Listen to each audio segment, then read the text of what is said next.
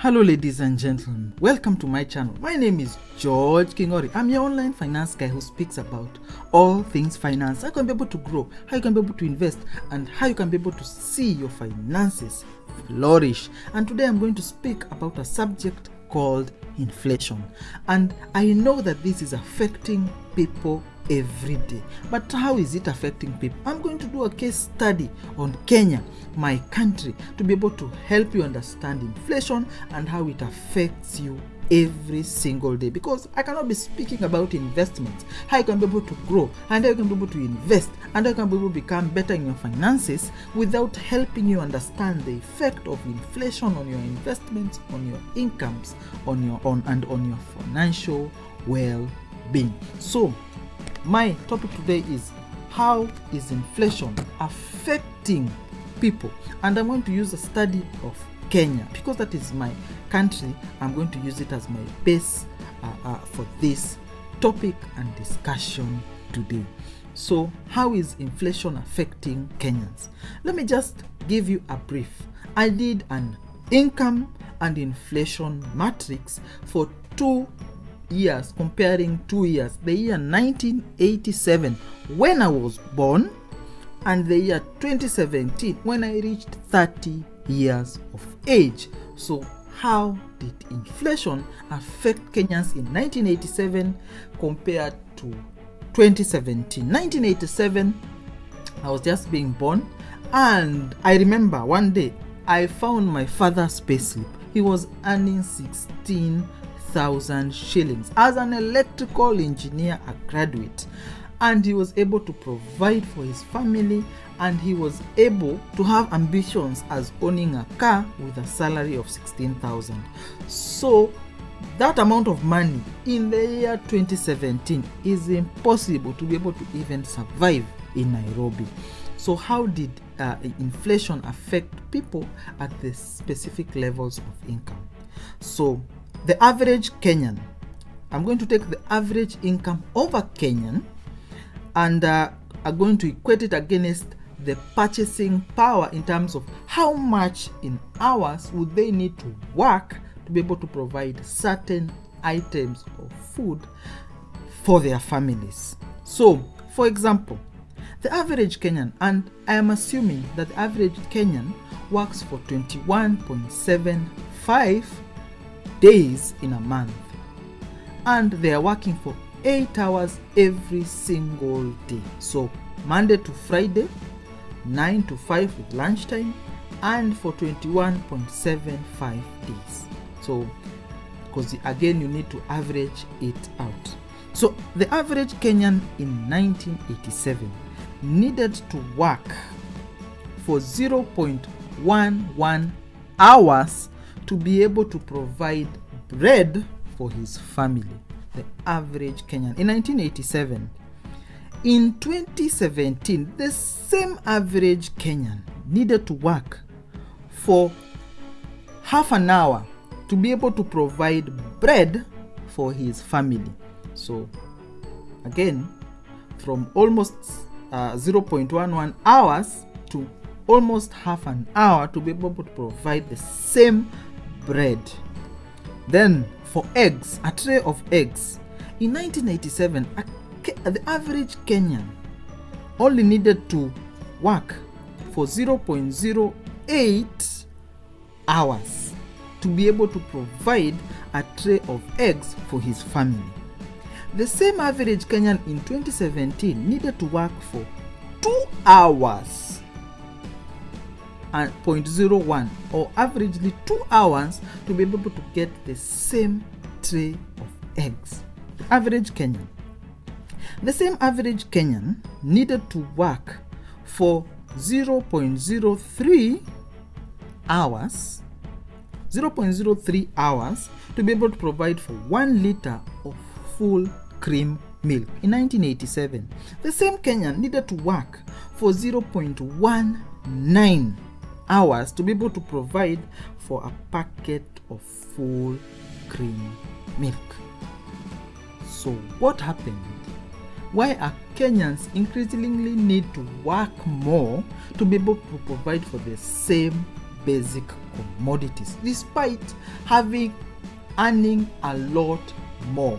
So if you are earning 16,000 as an electrical engineer in 1987, you would at least need to earn more than 100,000 to be able to enjoy the same value of commodities as somebody who is starting in their career as an electrical engineer.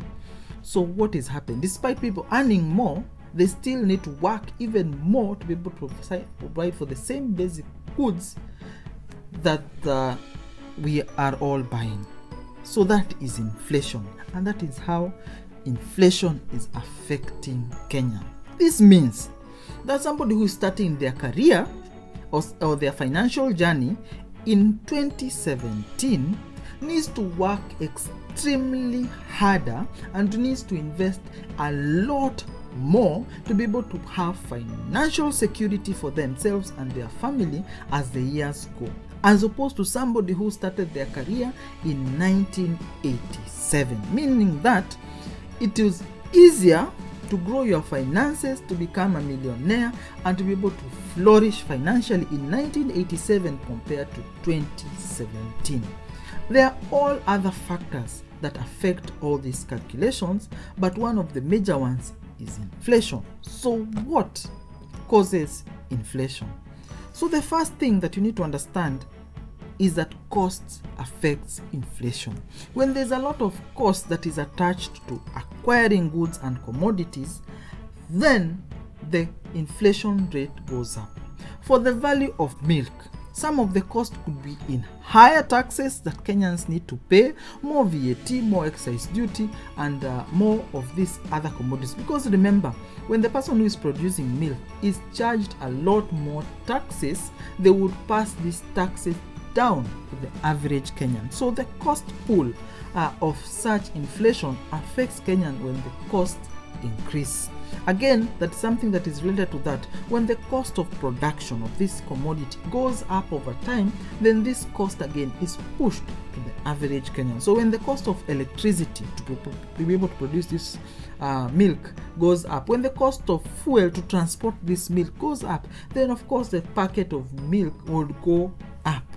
And that is why the average Kenyan in 2017 again needs to work a lot more to be able to provide for the same packet of milk. Then the other thing that we need to understand, there is also the demand pool. So when people flourish and they have a lot of money and they start demanding for goods, when there's a lot more money chasing very few goods, then market circumstances of push and pull or demand and supply cause the prices to go up. So when we gain wealth as a nation and become greater, then we are able to buy a lot more and are able to chase a lot more goods with little money. Again, it doesn't mean that you are becoming rich, that is why you have a lot of money. Sometimes it could be that the government has printed more money, again, which is a challenge when it comes to fiat currency, because when a government prints more money, it causes inflation because a lot of money is chasing very few goods, and so the available goods increase in value. Again, this explains such things as why land continuously increases in value, because the supply is always capped. You'll never give birth to new land, apart from guys in the Emirates who are building islands, but by and large you'll never create new land. However, people are still buying the land, and so the value goes up. So when few goods are available in the market and more money is printed, or the general wealth of the nation goes up, then the inflation goes along with it. So the other thing that affects inflation is, of course, that I had mentioned, indiscriminate printing of money. And we had seen this indiscriminate printing of money, especially when the election nears. When elections near, politicians who are incumbent print a lot more money to be able to do their campaigns. Again, it is generally immoral and affects the economy and the economic conditions thereof. So indiscriminate printing of money affects everyone. Apart from the US, which is again a special case which has been printing money over the last year. It has printed more money than the 2 previous years. However, a lot more nations peg their value of their currency on the US dollar, and because the US dollar is used across many nations, then the effect is not felt as quickly as, say, in Kenya. When you print more money, then you are losing, then inflation affects you much more direct. Because remember, a Ugandan trading with a Kenyan may not go to trading using the Kenyan shilling. They might go the dollar then Kenya shillings route. So again, printing money affects people. Then the other thing is foreign debt budget. We have a lot of debt. And remember, the thing with debt is when you are asking for foreign debt, you ask for debt in, say, dollars or in euros, and you are going to pay the same debt in dollars and in euros. So when such factors meet together, when the country prints more money and you still need to pay debts in the dollars or in the euros in which you borrowed, and because you have printed more money, the value of the Kenya shilling has gone down. So it means that you need a lot more money to be able to pay for the same amount of debt over a period of time. And that is why 1 pound in 1987 was equal to 20 shillings.